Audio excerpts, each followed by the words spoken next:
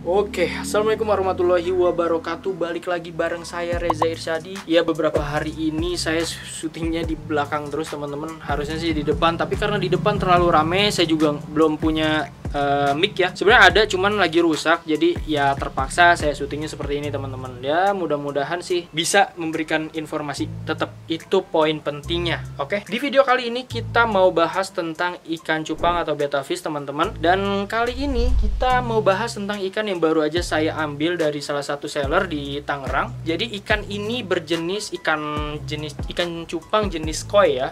Warna dasarnya koi, jadi warna dasar daging, tapi sudah disilang dengan beberapa jenis, yaitu warna dasar Cooper. Jadi kita bisa tahu yang lagi tenar beberapa waktu lalu yaitu Nemo Cooper. Ya sekarang sih tenarnya adalah yellow koi ya, yellow koi Cooper tuh.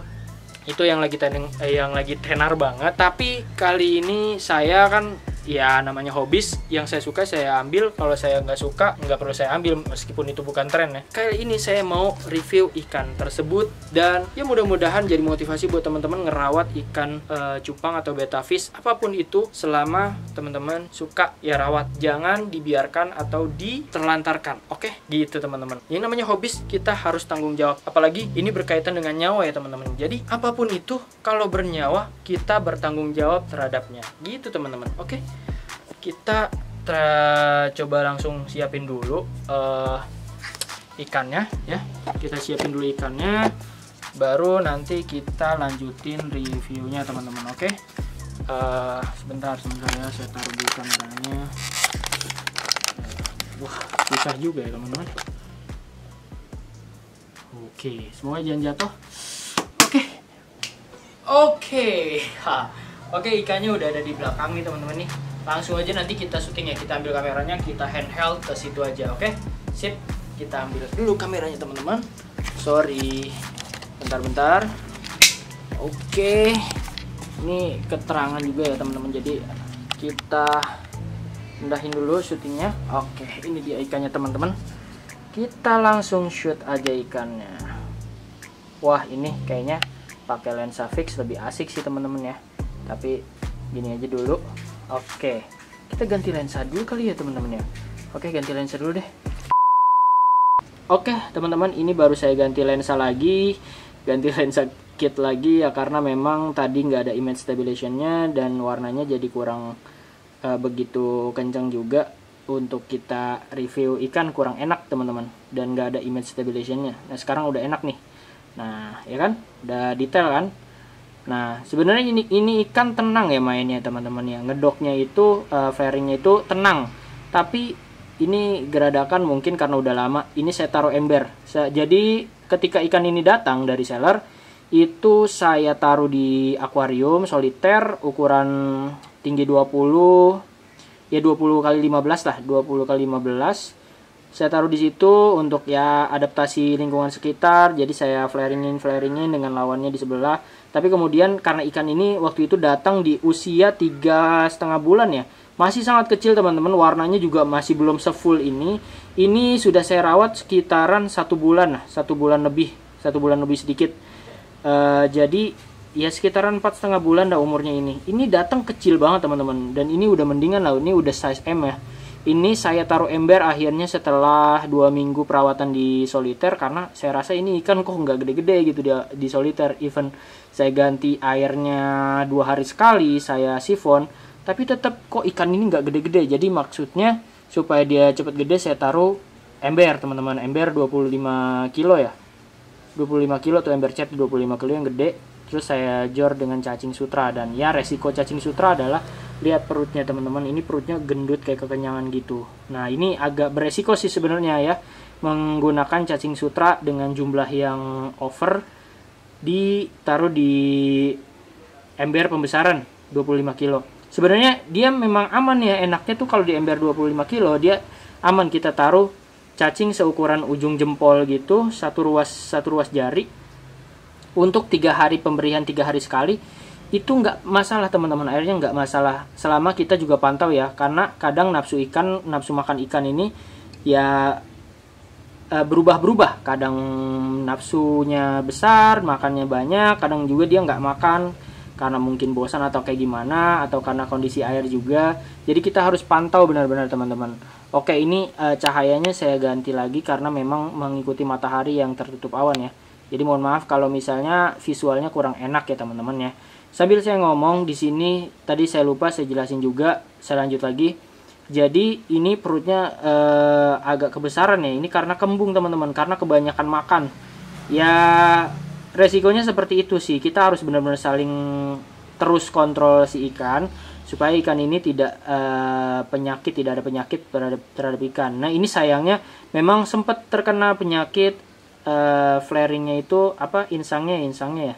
Insangnya itu lengket teman-teman. Jadi kalau ngedok itu cuman sebelahnya doang yang kebuka dan sebelahnya itu kurang kebuka ketika sudah jalan seminggu sampai 2 minggu ya di outdoor. Karena di sini di outdoor ya, jadi terkena hujan juga, di ember itu terkena hujan juga. Jadi mungkin karena air hujan yang sempat terkena.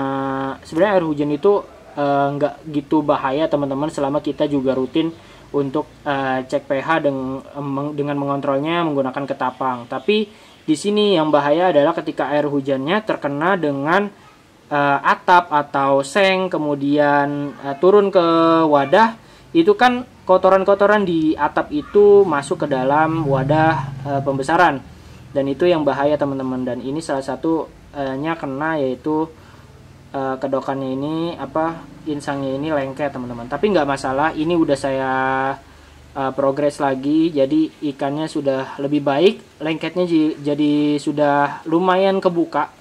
Jadi sekarang nah itu kan yang kanan mah aman, yang kiri nih ya teman-teman yang lengket. Tapi sudah mulai kebuka sedikit teman-teman, asalkan kita sering dijantur atau dikedok-kedokin dengan lawannya. Jadi setiap hari saya jantur per 15 menit minimal sekali, itu supaya kedokannya juga nggak kendor. Jadi ini ikan benar-benar nggak kendor ya teman-teman ya, karena memang saya jantur terus. Sebelumnya memang saya nggak jantur karena memang kesibukan ya, jadi kurang ada waktu untuk jantur. Akhirnya ya begitu deh, lengket, kemudian juga perutnya juga gendut karena memang kotorannya tidak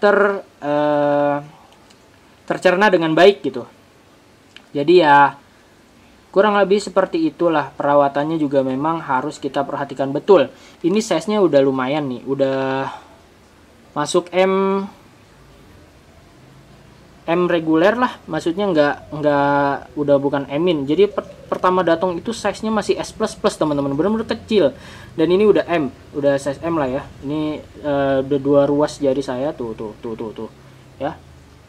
Ini ikan cakep banget teman-teman. 3,5 bulan ini warnanya sudah ya nggak jauh dari ini. Cuman memang ada beberapa part bagian tubuhnya itu yang warnanya belum terisi, dan sekarang sudah sepenuhnya terisi teman-teman. Ini tinggal nunggu gede doang. Jadi niatnya sih tadinya saya pengen ikut seperti kontes segala macem ya kalau misalnya ada, karena ini juga lihat ekornya teman-teman, ini ekornya over ya, overtail, bisa dibilang overtail, crescent tail ya, ngecek gitu, nutup semuanya.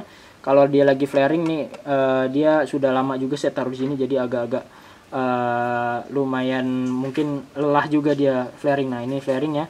Tadinya mainnya tenang teman-teman, karena memang kemudian saya jantur sudah lama tidak flaring ya, terus saya jantur juga saya ceburin aja lawannya, itu female setiap 15 menit itu ya begini jadinya mainnya geradakan teman-teman. Ikannya juga sudah lumayan tua ya, masuk 4,5 bulan menuju 5 bulan.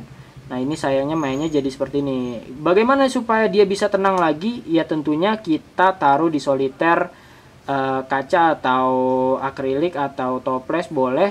Itu kita dengan teknik yang namanya nggak ada namanya sih, tapi di situ dengan menggunakan itu kalau ada tutupan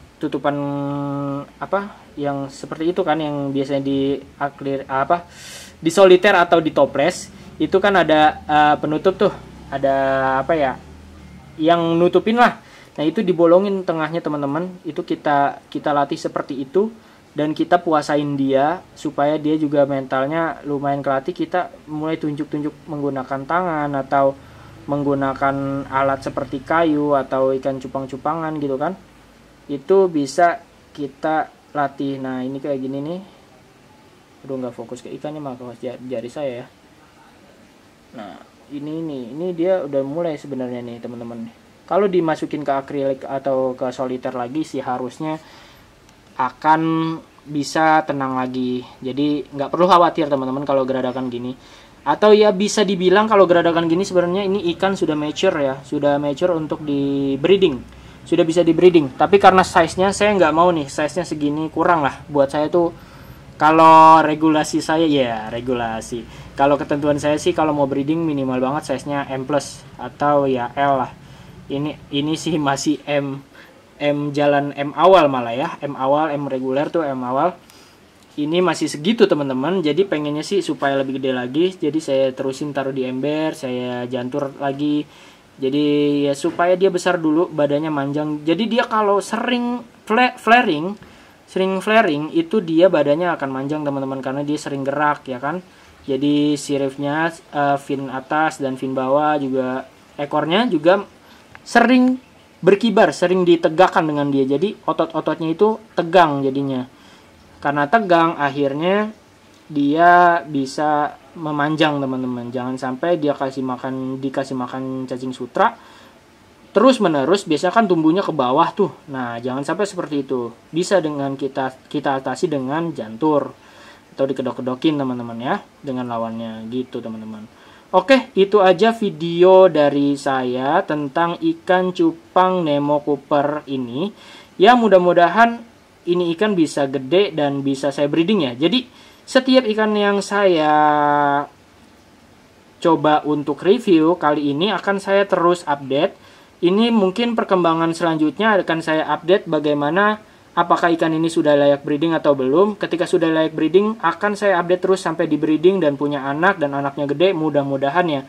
Mudah-mudahan nih ikan panjang umur, karena yang namanya makhluk hidup kita nggak tahu kapan dia mati, apakah dia sehat, apakah dia panjang umur, karena semua yang menentukan adalah yang kuasa ya Allah. Yang kuasa ya, yaitu Allah Subhanahu wa taala. Tuhan yang Maha Esa gitu teman-teman. Oke, gitu aja teman-teman. Ya mudah-mudahan informasi ini bisa menjadi motivasi buat teman-teman kalau mau melihara ikan itu harus diperhatikan betul teman-teman ya. Bagaimana kesehatannya, apakah kita mau dia besar boleh, tapi kita harus terus memperhatikannya. Jangan sampai kita pengen dia besar terus kita taruh di ember pembesaran lalu kita tinggal aja, kita kasih makan, kita tinggal, nggak kita lihat airnya, nggak kita lihat kondisi ikannya apakah sakit apakah sehat. Itu jangan seperti itu teman-teman, karena memang meskipun ikan kita banyak, itu adalah tanggung jawab. Satu ikan, satu tanggung jawab. Ibarat kata kita punya 100 ikan, maka kita punya 100 tanggung jawab teman-teman. Makanya kalau mau pelihara ikan banyak, ya kita harus siap untuk bertanggung jawab terhadap banyak nyawa. Ibarat kata nyawa ini adalah satu kata yang memang cukup berat sebenarnya, tapi ya nyawa itu memang bukan sesuatu hal yang bisa dimain-mainkan. Even ini adalah makhluk hidup yang kecil, yang kita aja setangan kita juga nggak ada, tapi ini tetap nyawa ya teman-teman ya, tetap bernyawa, makhluk hidup, jadi kita bertanggung jawab terhadapnya gitu teman-teman. Oke, itu aja teman-teman, mudah-mudahan teman-teman semua sehat selalu dan diberikan keberkahan terhadap apa yang, kalau memang teman-teman hobis, mudah-mudahan teman-teman hobis bisa memelihara atau menjaga apa yang dirawatnya dengan baik. Dan sampai jumpa di video selanjutnya. Wassalamualaikum warahmatullahi wabarakatuh. Siap. Mantap ya teman-teman ya. Size M regular, M awal. Thank you.